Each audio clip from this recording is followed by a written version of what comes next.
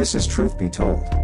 That not only are there reptilians here, new evidence of UFO fleets. We were close to nuclear war. To help you transform so that you can live your highest truth. We're not being told just because we're not ready for it. Radio stations of frequency, vibrational. I was a homicide detective with LAPD. UFOs increase. Visitations.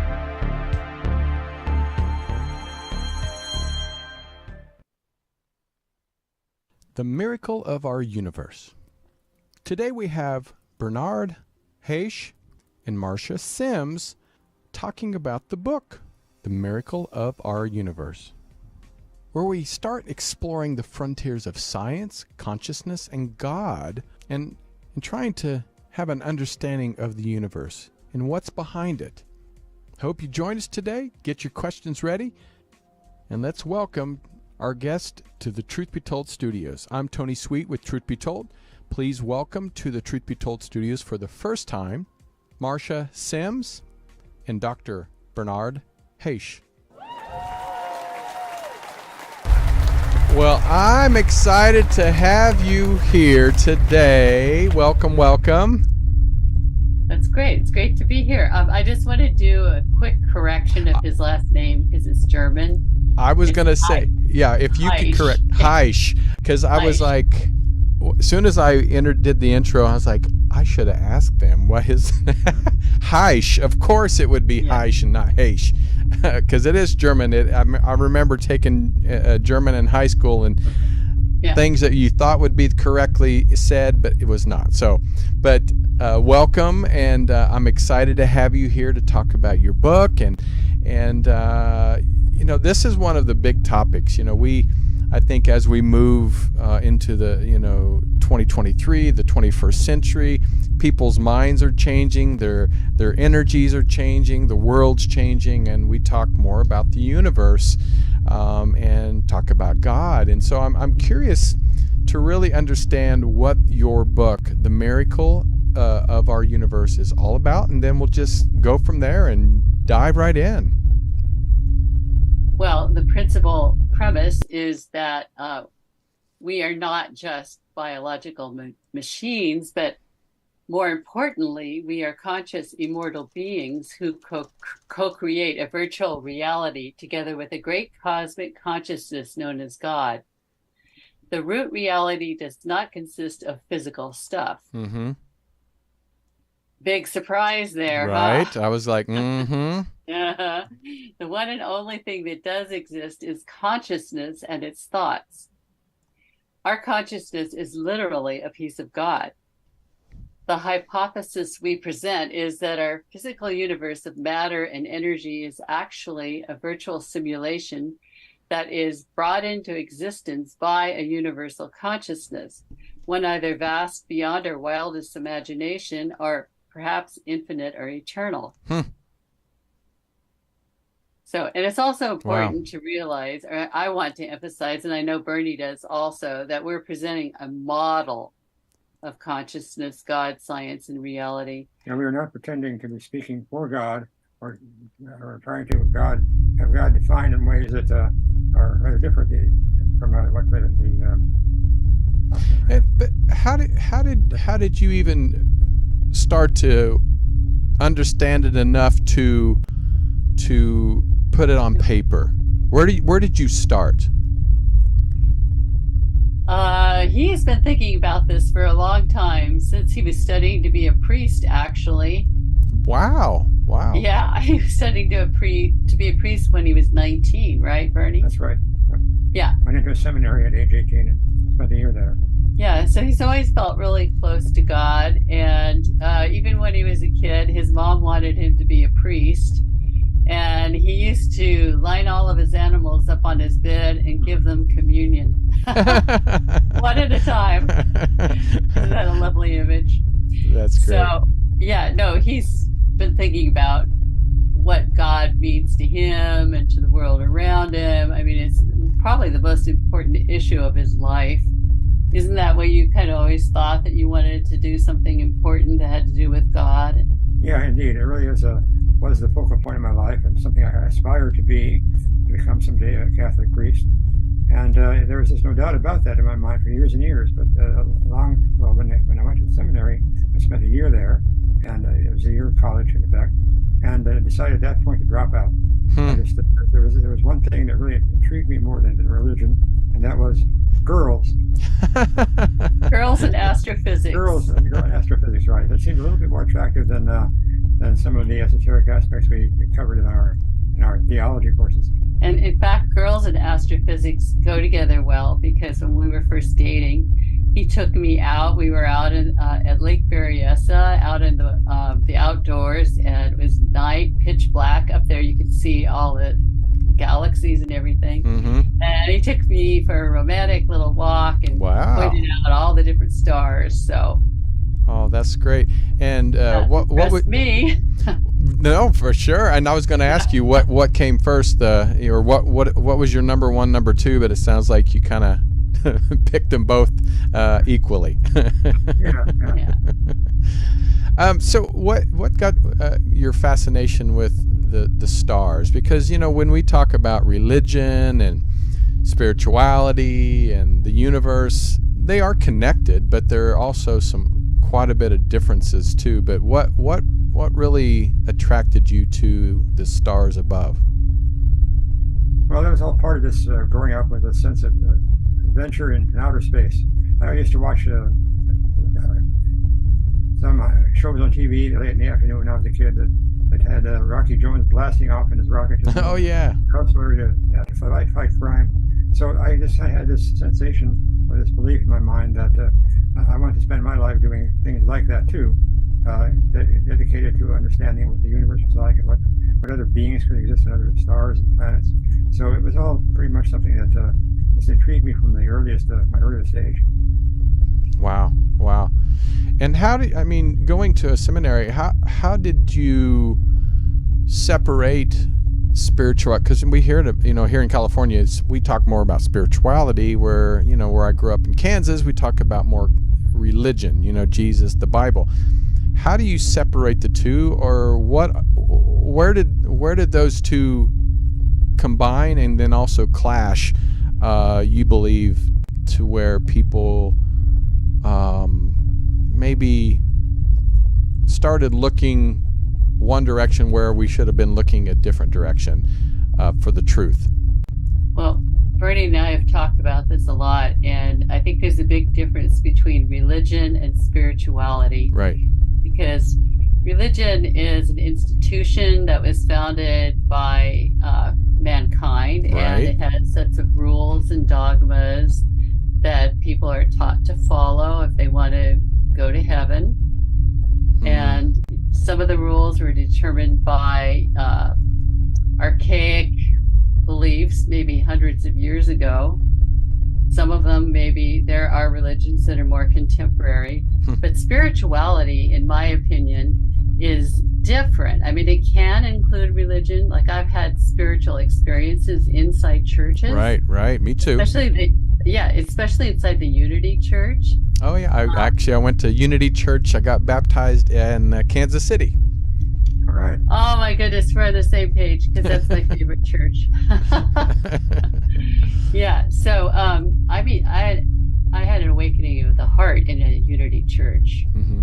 When the minister said, "You are a piece of God," and this white light just shot right through me. Wow, that's amazing. Tears came down my cheeks. It was beautiful. And I really felt that. I felt like I was a piece of God, a spark of God at that instant. So, yeah, spirituality to me is more of a connection with God, and actually dialoguing too. I mean, you can get really beautiful experiences just meditating and going deep in prayer.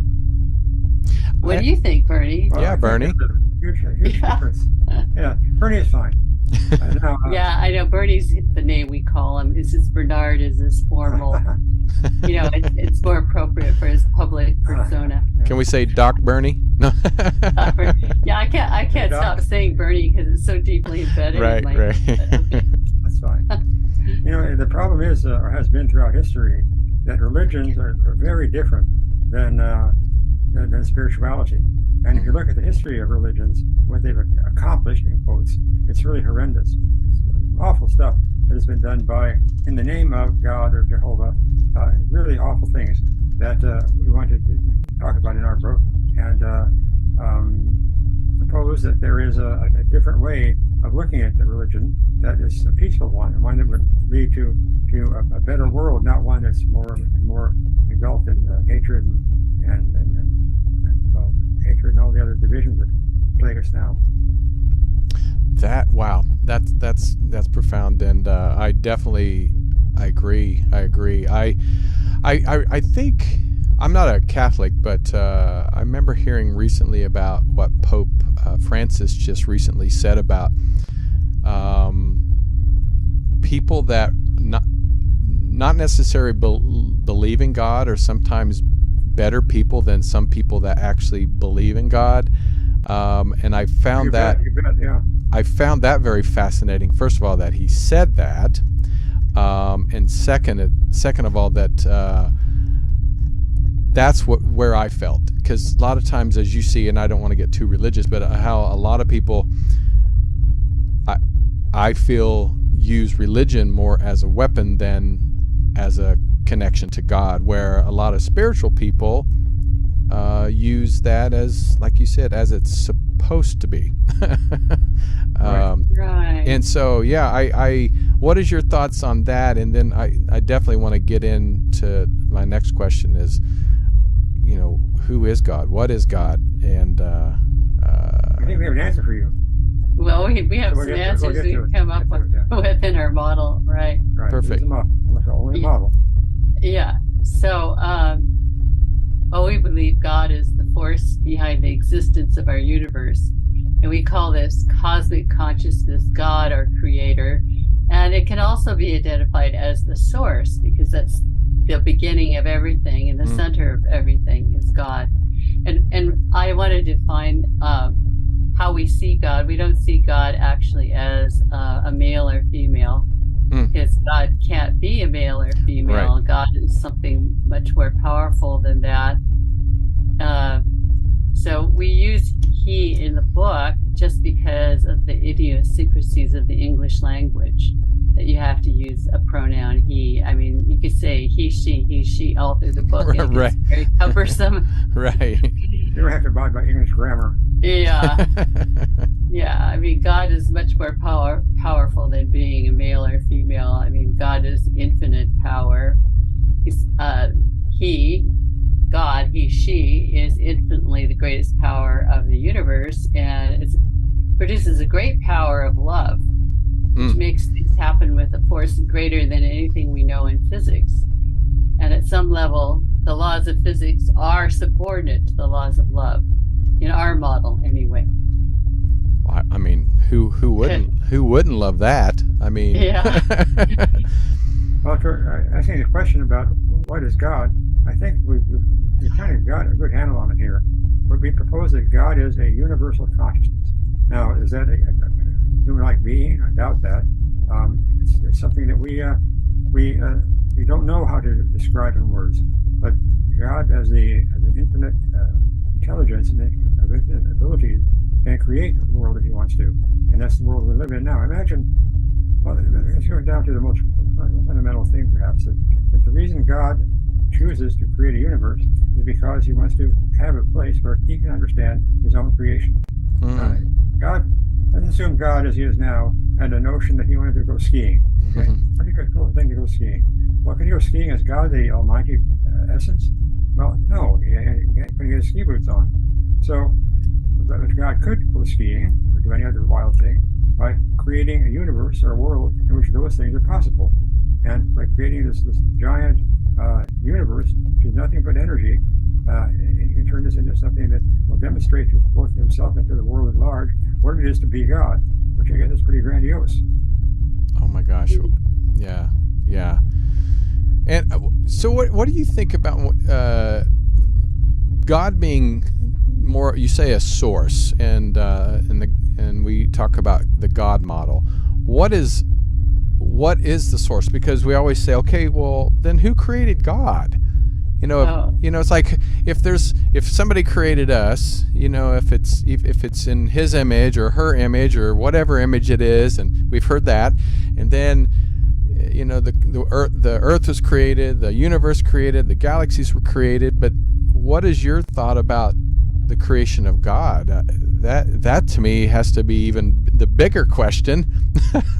That's the age-old question that's not completely answerable because we can't really comprehend, but we propose a model of God that starts with the premise that at first there was nothing, except there was an Ein Sof, which is used in Kabbalah, Ainsof, yes. And then when you look at John 1:1, you read that in the beginning was the Logos. And the Logos was with God, and Logos was God. That's a Greek word, right? Yeah, great. It's a Greek word that means expression of a thought. Got it. There are many different subtle usages of the word, but its interpretation as an expression of thought is particularly relevant for a God model. So the Logos is an expression of thought, and the universe was created as an expression of God's thought. Yeah, I like the way it's described. In the universe, there was nothing. In the beginning was the Logos, and the Logos was with God, and the Logos was God. Those are profound writings. What do you think about some people saying that we're in a matrix? I'm sure you've heard of that before. A simulation of because of AI or some type of being that it's kind of almost like a video game that someone or some source is playing out there. What is your thought of something like that? Have you ever touched on that in a book or in your theory? In our book, we do discuss that, and in fact, that is, I find to be that a good description of what creation and God could be all about. We are proposing that this whole thing, including ourselves, including our brains, our minds, everything, are all just offspring of God.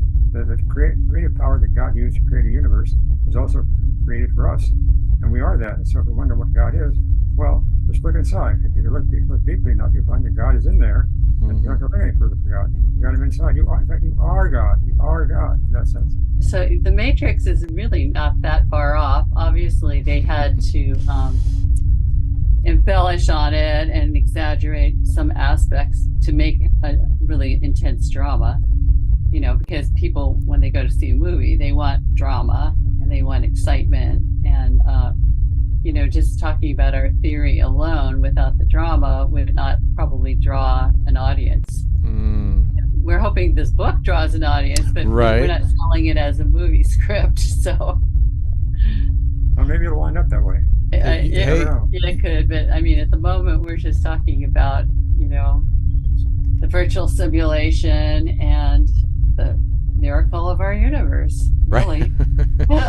Right. Hopefully the game, well, I guess, for us humans, that our game does end in the physical body. So like Betty White says, when it's our time, we will know the secret. What is your thoughts about, since we are part of this creation, we are an energy, what is your thoughts on reincarnation? Oh, well, that's pretty important in our model. It's essential. It's essential. The model would fall apart if we didn't have that as something that's happening. That's in fact the engine that drives the whole creation process. Reincarnation shows that there is a God and there's an afterlife. And as a matter of fact, I've experienced remembering some of my reincarnations, so it's very real to me. And I'd be glad to talk about that, but you wanted to know more about the thoughts on reincarnation first. So please. I would love to hear some about that, because I totally, you hear about these children, or that just all of a sudden they start playing a piano, or they call them prodigies, but was it a prodigy, or is that left over from another life, and it's really, or remembering of friends and family and where they were from. It's pretty fascinating.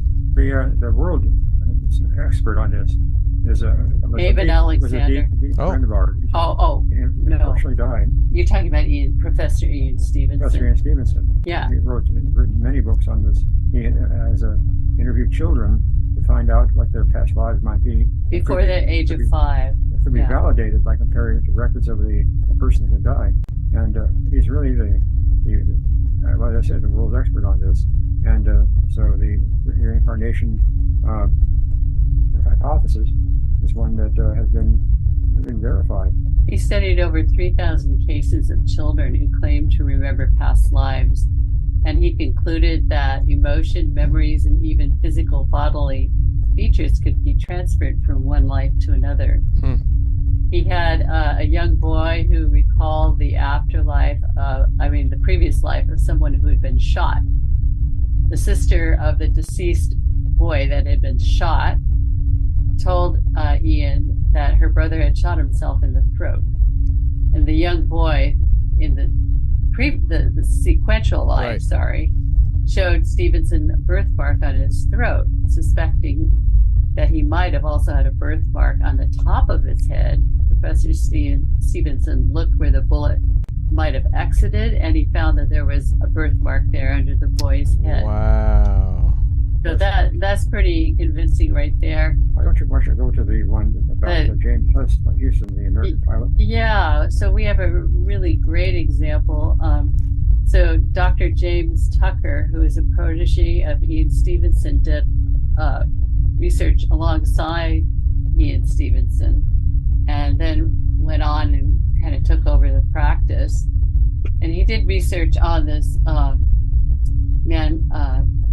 James Leninger. So the case of James Leninger is really amazing. It's pretty stunning. Starting at the age of 2 or 3, Leninger started remembering his past life as an American pilot who'd been shot down in World War II by the Japanese in the Pacific Ocean. And his name in that past life was James Houston. Notice he still had James when he was reborn. And these memories included details of an American aircraft carrier, the first and last names of a friend on the ship, right, the location of the attack that killed him, and the nature of the hit that went through his airplane. Oh my gosh. All details were later confirmed to be accurate. He even met his friend from the aircraft carrier in a reunion, and the friend confirmed that Leninger's memories of Houston were correct. And so, therefore, he thought, yes, this was James Houston, even though he saw him as a young boy in the form of James Leninger. Wow. So, that's amazing. Yeah, that's probably one of the most amazing examples that we've come across in our research. Yes, that's right. Yeah. I had a psychic reading with Sylvia Brown years ago in the 90s, and she said, oh, you've been here many times, and like, oh, okay, whatever, but she said, your last life you were a soldier, and she goes, that's why you hate conflict. And I don't like conflict. She said majority of the times actually I was a priest or a minister or something before that. So because I'm a Sagittarius, or seeker of truth, and religion is something I'm always been fascinated with. But she says, you have a mid-back issue, don't you? And I was in my 20s, and I was like, yeah, I do actually. And I'd go to the chiropractor, and it never seemed to, even now it's has a spot that just always is sore. But she said that's where you were wounded. That's where you shot, or not wounded, you were shot and killed.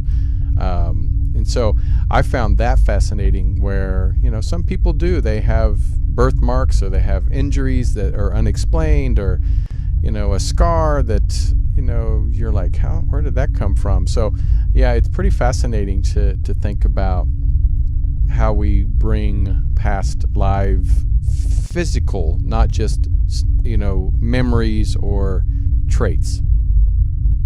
So, would you like to hear about my NDE? Yes. My near-death experience. Oh my gosh, yes. And I bet you it changed your life, didn't it? It did. I was 16 years old. Wow. It was rather terrifying at the time. It was spring break, and I was with some friends. My family was with another family that we'd been longtime friends with, and they had 3 boys, and I was with my sister. We went out on the beach at Rio del Mar, which is just south of Santa Cruz, and we were just playing in the waves. I was jumping and trying to body surf. And it turns out that the riptides that day were quite severe. And we didn't know that. We didn't know that at all because we didn't live there. We were just visiting. And one wave came and just sucked me right out to sea. Oh, and I wow. couldn't get back to shore. I couldn't, no matter how hard I tried. And I was a really good swimmer. I still am. I swim a lot. And so I just kept swimming. And I mean, I got pulled way out, like maybe about a quarter of a mile. Oh my gosh. The shore got really, really distant. And I was calling for help, screaming, and really at first very scared and terrified. And then this beautiful kind of pink glow just came around me. And I saw the presence and the faces of my ancestors from my lineage. Just reached out to me. They came there to help me at my time of need. And I felt their love, and it was so infinite and vast and overwhelming. And they just said, Marcia, it's not your time to go. We're going to help you. Just relax and wait until help comes for you. And so there they were. I mean, they were reaching through from the other side, and the veil between life and death just like vanished. And I could see a glimpse of the other side. Now, I couldn't see as far as some people can, but I saw far enough to know that they were real, and they were real beings, not of human form, but they still had, they were recognizable. And they just kept me afloat. They had their hands under me. And at that point, I didn't have to swim anymore. All I had to do is lie back and float in a sea of love. And what this did for me is it thinned the veil between life and death for me. So it was very amazing. I mean, what happened, but eventually I was rescued. Surfer came and went sideways, diagonal to the current, and circled around and got me and pulled me back to shore that way. In the meantime, my father had come to try to rescue me, and he couldn't get in either, and another surfer rescued him. So we were really lucky.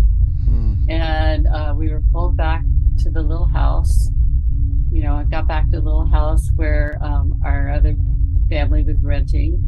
And it took me like about an hour to thaw out in a really warm tub of water. I bet. I had hypothermia, and I was shaking all over from head to toe. But it was kind of a beautiful kind of shaking, I mean, here I know I'd come so close to dying at the age of 16 before my life really got started, and I saw my relatives. So this thinned the veil, and so after that, I have been able to see glimpses of my past lives. Personally, it comes through, it bleeds through.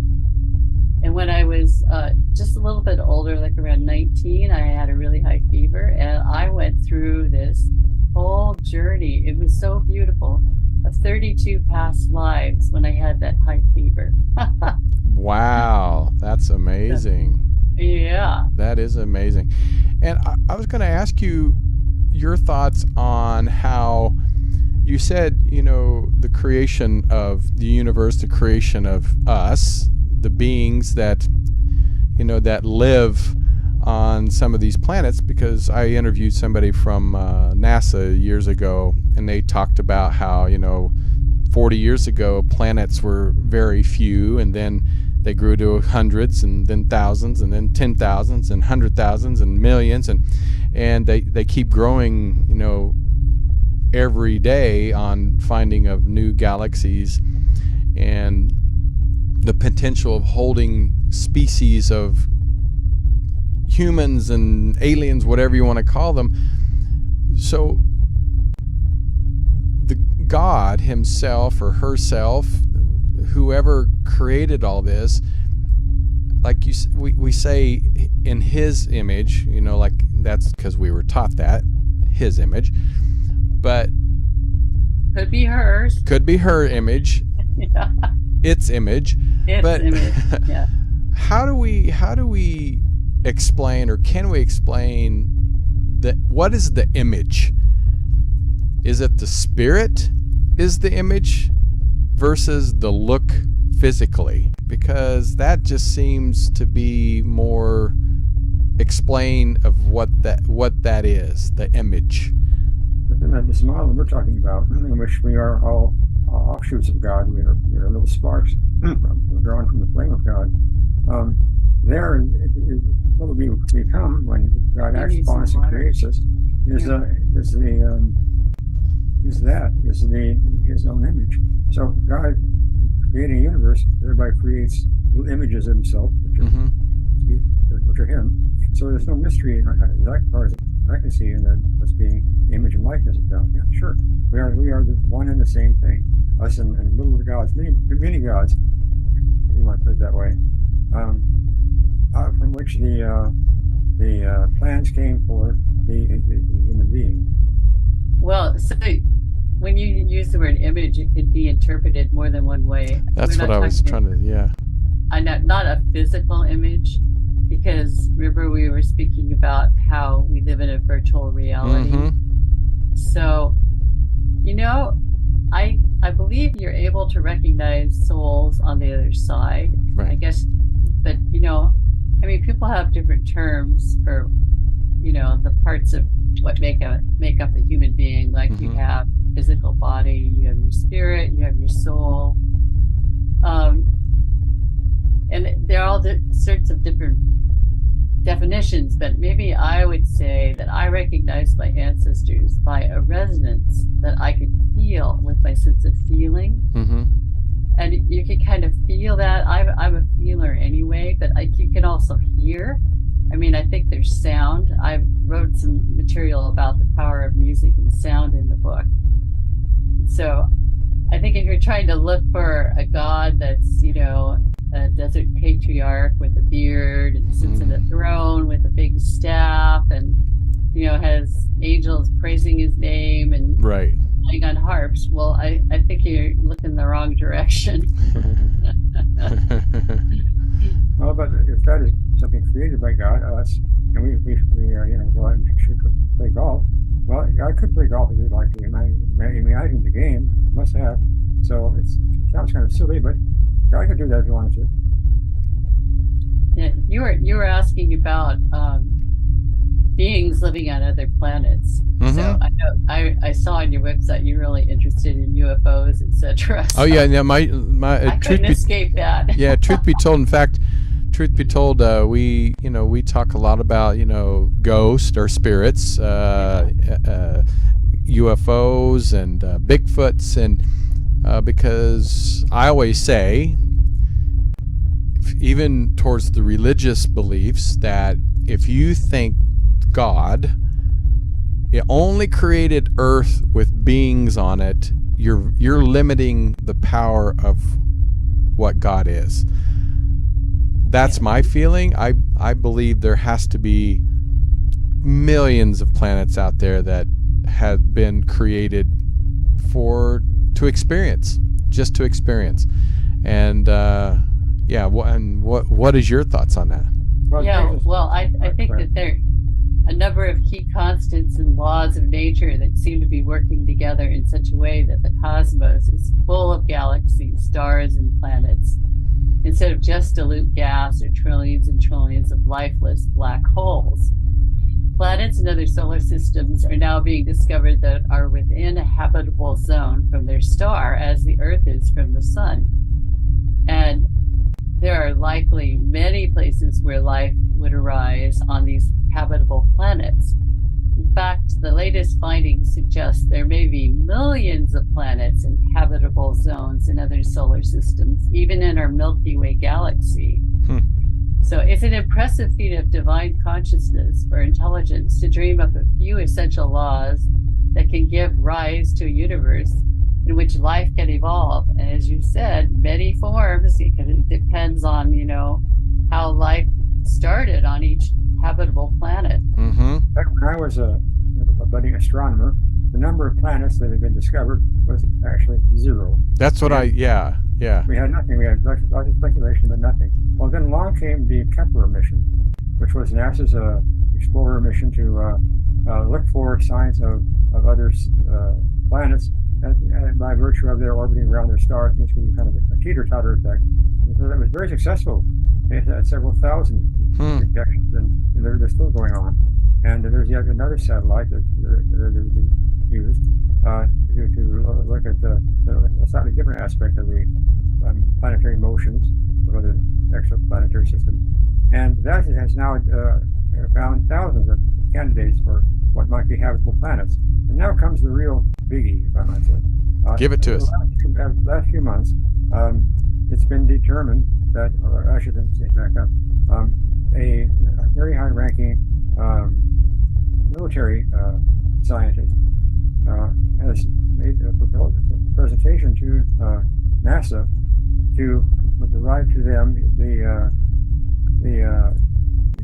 notes that had been given to him over the past 40 years by other really prominent scientists and such. And his message to NASA, and he gave this at a There's a briefing. Congressional briefing. There was a congressional briefing. I watched it. Yeah, we watched it too. Are you talking about David Gersh? Yeah, I certainly am. Oh, David Gersh. Okay. And he's now telling us that he's telling us, and it's being taken seriously, that we actually have real craft that belong to us. I'm floored by this, but it's taken seriously, based on the last several weeks, by senators and congressmen that attended the briefings. Imagine that we have active hardware, craft, and bodies, biological material. Remember that? Right, I do. So, if all this comes to fruition, it's going to be an amazing world. Oh, I can't wait. I hope I'm still alive for that reveal. I hope. People like, oh, but what if it's a negative thing and they're here to attack? I'm like, listen, millions of years they've been here. The planet, humans that we know of, probably 300,000 years or whatever. I'm like, if they wanted to take over, they would have taken over by now. So I'm not too worried about it. Right. Recently I watched the movie, I don't know if you've seen it, Avatar. And we love it. I think it's one of the most beautiful, it just spiritually, I think it's the most beautiful thing there is. And so if you can see on the screen, it's for people that are listening, I'm putting up the tree of life that they have. What that reminds me of is really, if you think about it, is the universe. And it kind of reminds me of what God seems like he would be. He's the tree, or she's the tree, or it's the tree. We're programmed. And the branches and the leaves are the universes, the spirits of the planets, and that we're constantly growing. We're constantly needing to be fed. What is your take on something, watching a movie like this and comparing it to your book, The Miracle of Our Universe? So I think there is a lot of similarity. Yeah. Because, in the Avatar, the characters, when they were tuning into the Tree of Life, because they always would plug in. Source. It was the source, right? I mentioned that earlier. Yeah. So that's what they were experiencing, God, and no limitations of connection. I mean, in my opinion, that's your guaranteed ticket to heaven. By the way, that was the original title of the book that we were going to go with, but our publisher, Red Wheel Weiser, decided that The Miracle of Our Universe was more powerful, and I agree with them. I think it's a really great title. That's great. But anyway, the way you get I should tell you, because this is kind of, I wrote a little thing about it. the way you get your guaranteed ticket to heaven, which really, you need to know, first of all, what heaven is, but you do have a guaranteed ticket to heaven. Heaven is being one with God, in my opinion. How could be anything else? If God made everything, and we are part of Him, then there is basically no difference between us. Nothing that's no vacuum, no void. So. Yeah, well, you're a spark of God, and we are a part of Him. The alternative would be hell, but that does not exist. I was going to ask you if you believe in the. Why do you think hell? Why do we think hell doesn't exist? Yeah, why don't you? Well, let me finish with the guaranteed ticket to heaven, and then I'll talk about one-way ticket to paradise. Yeah. So how do you experience heaven while you're on earth? It's important to be in a state of gratitude, because this opens your mind for optimism, love, and God's still small voice. The good news is that anyone, even you, can achieve this if you take the time to still your monkey mind, which spins around and around in circles. We all know that. Thoughts just are very circular. So here's my warning. It may take a lot of practice, but it's worth it. We want to encourage all of you to experience God and the love He has for His children, and get your guaranteed ticket to heaven as a human being on earth. If everyone makes the effort to do this, dialoguing directly with God on a daily basis, our world would be catapulted to a higher level of awareness, and the human race would become ever more enlightened, and there would be peace on earth, which is what we really want. Yes. You were asking about the hell, so Bernie and I spent a lot of time thinking about this. Yeah, there are basically 3 steps in proving that there can be no hell. So let's go through the steps. Okay. So rather, there is no hell. Rather, the consequence of our free will actions, which are perceivable in the afterlife, and that can be unpleasant. So that's experiencing your bad karma that you may have accumulated. Right. There's a pretty good step is to recognize that the kind of behavior that God has towards His creatures is very, very strange in some of the fundamentalist belief system. And the only kind of sin that really could separate the man from God is the mortal sin. I'm using Catholic rationality. Yeah. Right. No human being can possibly commit a mortal sin, because that mortal sin over a period of an interval of time is something that's impossible to have.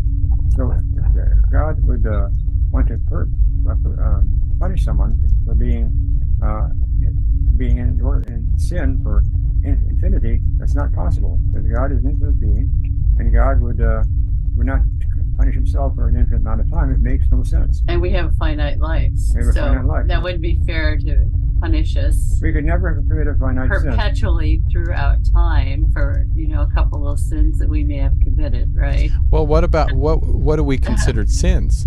Because if let's say like a Hitler versus I stole $5 out of Grandma's purse. Yeah. I think Hitler has big karma to have to pay off for sure. It comes down to karma. Got it. Karma. Yeah. Even Bernie and I have thought about it.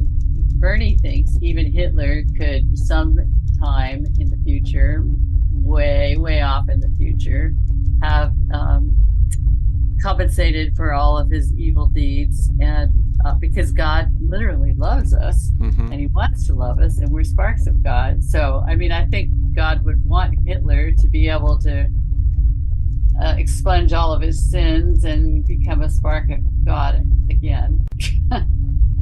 But what Hitler did was horrendous. So no, for sure, about it. Yeah. But it's not infinite.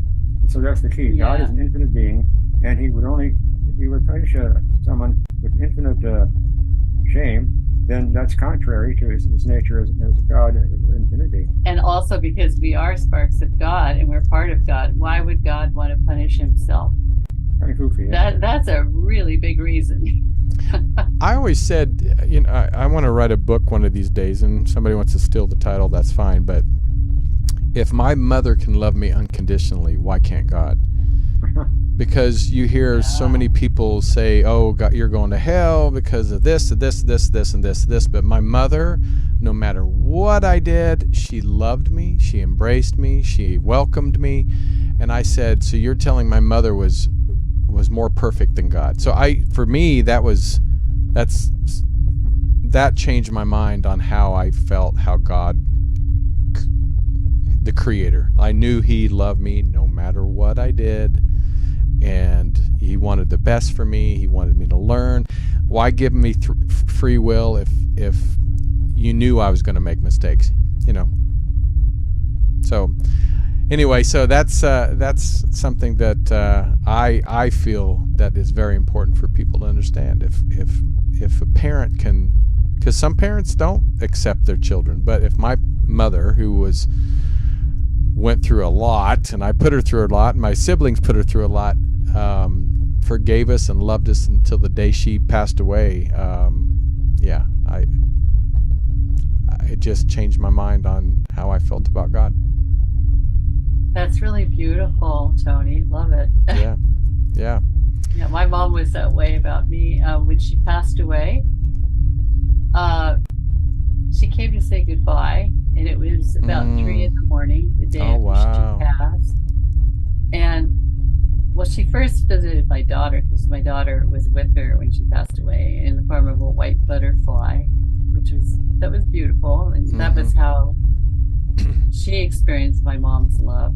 But I experienced my mom's love. She came into our bedroom as Bernie and I were lying in our bed, and you know how you are around 3 a.m, most times anyway, if you're sleeping well, you're kind of in a daze, trapped between dreamland and the physical plane. And I know it was my mom, because there was this huge resonance of her being. Like you said, you recognize. How did I recognize?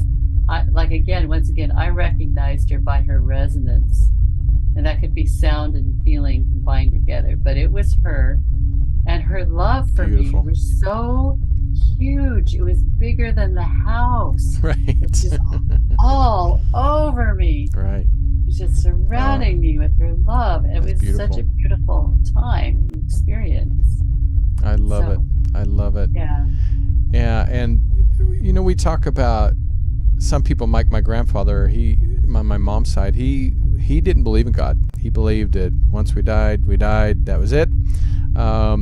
Because a lot of people, they say, well, I don't see anything from God. I didn't experience anything that I believe God exists. Even scientists, some scientists don't believe, but but there are others that do. And so this is a question: is how can scientifically, is there any way possible to prove that God exists? Because they say, well, we don't see oxygen, but it's there. Yeah, we need oxygen to live, but we can't see it.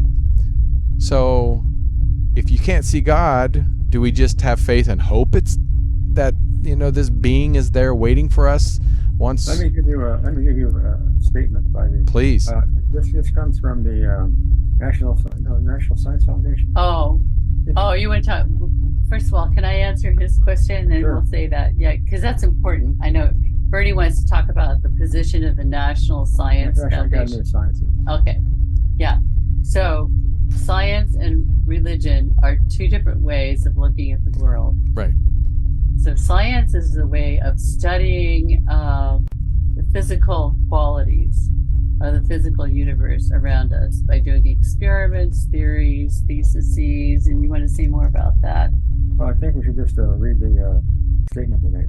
Oh, well, I'm right here. I wanted to talk about this, but okay, just a minute. Is that directly? Yeah, I want to read. He wants me to read the specific. Yeah. Okay, religions and science answer different questions about the world. Whether there is a purpose to the universe or a purpose for human existence are not questions for science. Science is a way of knowing about the natural world. It is limited to explaining the natural world through natural causes. Science can say nothing about the supernatural. whether God exists or not is a question about which science is neutral. So, well, that's the official position of the National Academy of Sciences. yeah. I think it's a good thing, really, because if things were done in a more open way, more collaborative way, we wouldn't have to have the different statements, the two different views of what God is not. We would have a more unified reality. But that's at this point in time, that's our position of science versus spirituality, as held by many people. But that segues into how can you prove God's existence? Because you can't really prove God's existence scientifically. You just can't, because God's not a physical being, for one thing. So you can't put God in a laboratory and, measure him in a test tube or anything like that. So, but you can prove God's existence by using allegories. For example, if someone asks you, do you believe that I love you? You might believe them, or you might not. Either way, your belief would not depend on an experiment that had proved that the person loved you. Your belief would depend, however, on your observations of that person. And those observations would serve as evidence on whether or not you should not believe that person. So in the same way you can design an experiment to prove the existence of God, it can provide numerous observations that point to his existence. And Bernie actually came up with 10 fundamental constants of nature that have values that seem to be just right for the evolution of life. And Bernie lists those in his second book, The Purpose-Guided Universe. I could read a couple of them to you if you're interested. Please do. Okay, let me pull it out. Yeah, I have it nearby because I knew we might need it. Some are a little bit hairy. Well, I know. So I'm going to read the scientific. This is the book right here. Oh, wow. Nice. The Purpose Guided. Bernie has written 4 books. I need to plug him. Yes, please. He's great. He's written The God Theory. He wrote The Purpose Guided Universe. He wrote The Proof of God with Ptolemy Tompkins, and The Miracle of Our Universe with P. Nice. So you can find all those books on Amazon, and they all go together. They fit together really nicely. So it'd be a nice set to give someone for Christmas. Right. They can. And it's coming quick. Okay, 10 critical properties of the universe. The ratio of the gravitational to the electric Coulomb force might be a little strong for some people, but that's a scientific reason. Strength of the nuclear force powering stars, okay. That's pretty amazing in itself. Well, what's common in many of these is that they involve particles interacting with each other, which is one of the fundamental things you can do in physics. So, you then look at the laws of physics and you ask yourself, well, in order for this law to work this way or that way, which we don't want, it should have a value of this or that. And so if you can find enough values of this or that to satisfy your equations for fundamental laws, then you have some guidance in trying to know what is really essential and what isn't. But the bottom line is simply that we can look at the fundamental laws of physics in comparison to the constants of nature that make things work, and that leads to at least 10 and probably more things that you need to have a viable universe.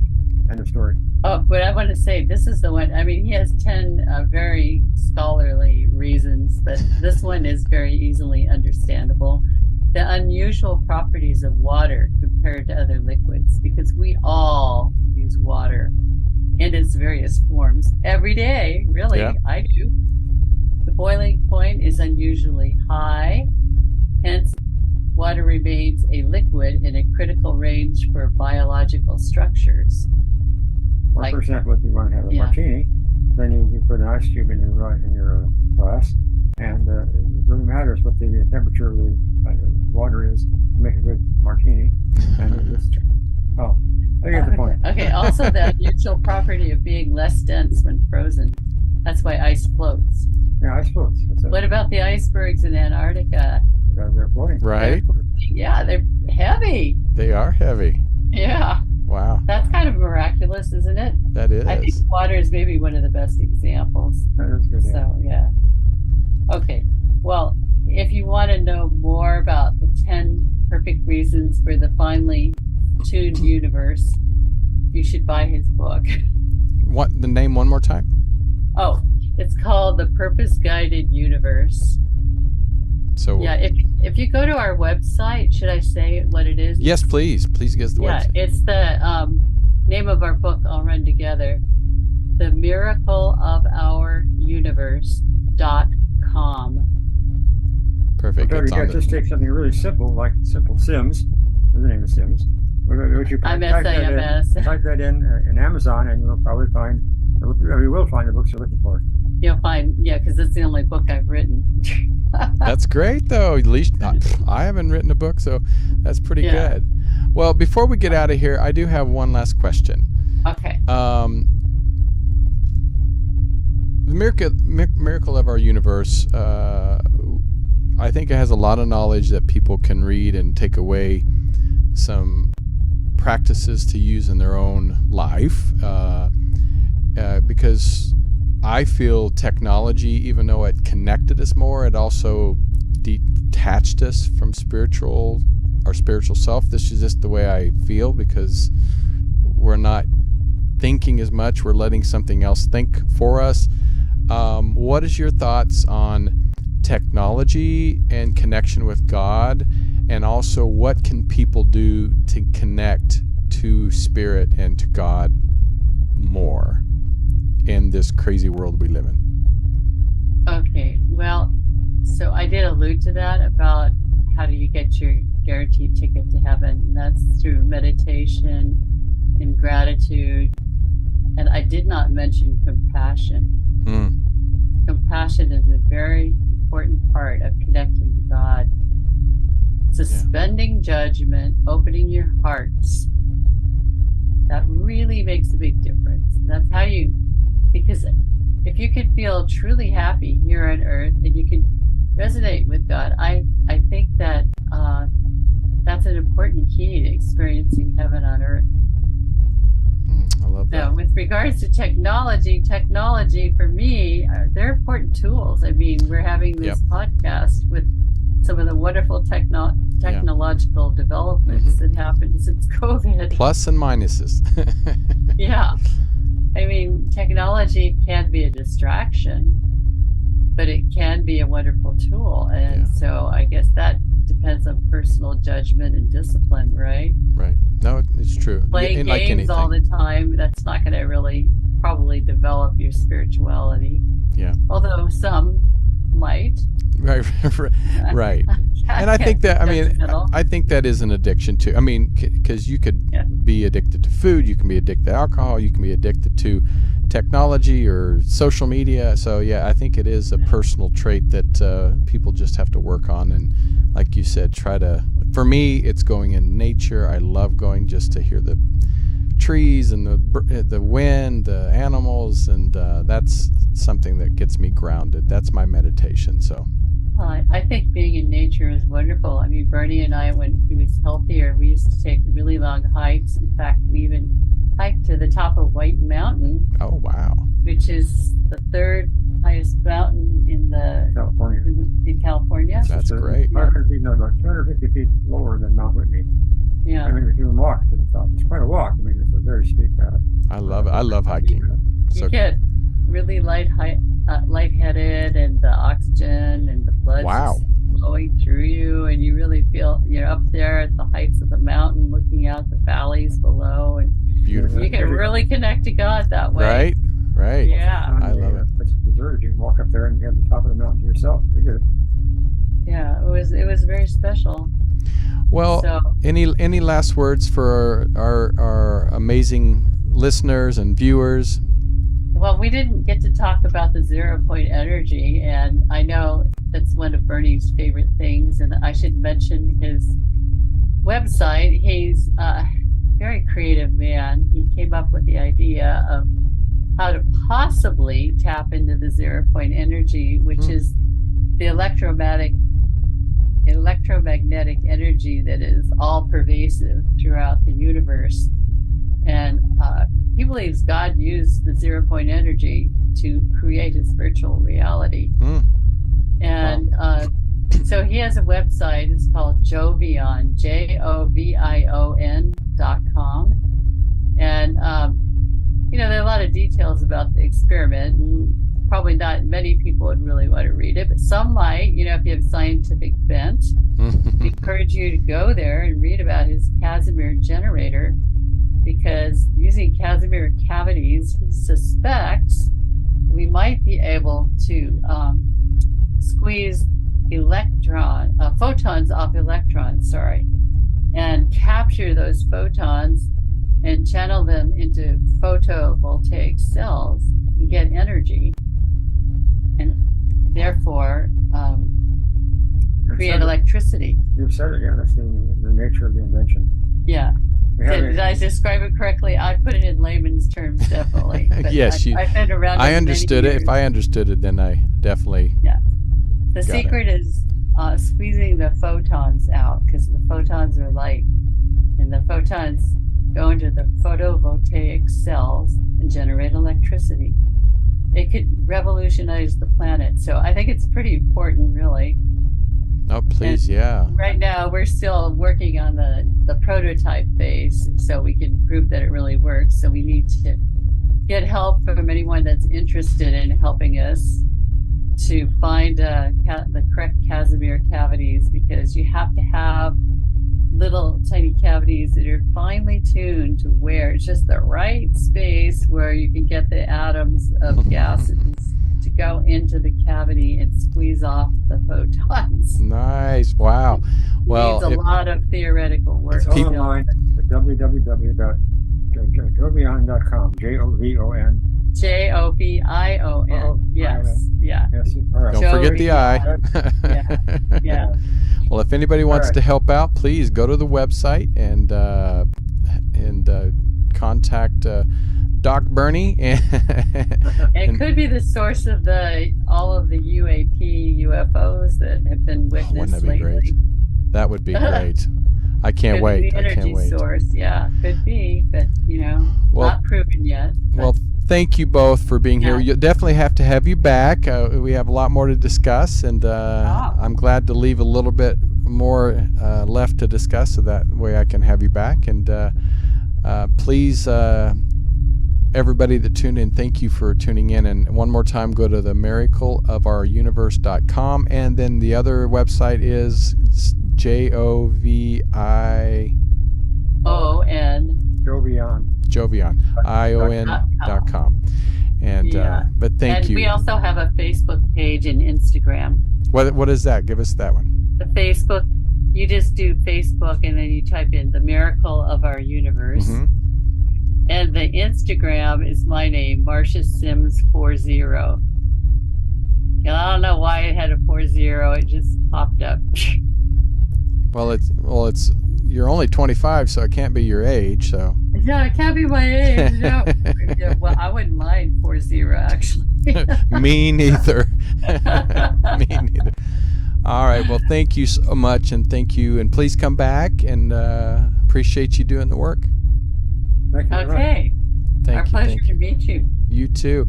And thank you, everybody, for tuning in for Truth Be Told on Friday with me, Tony Sweet, Robert Hensley Mondays with Minutemen Report, Bonnie Burkett on Wednesdays for Truth Be Told Transformation. And then we really appreciate you being part of the Club Paranormal. And the Truth Be Told series has been going on for almost 15 years. So we thank you so much for being a part of it. So until next time, I'm Tony Sweet. Have a great Labor Day weekend. Be safe. This has been another episode of Truth Be Told. Thank you so much for watching.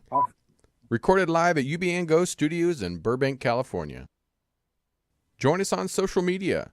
Facebook, Truth Be Told Radio. Instagram, Truth Be Told Paranormal. Go to Truth Be Told Worldwide for more information on upcoming shows.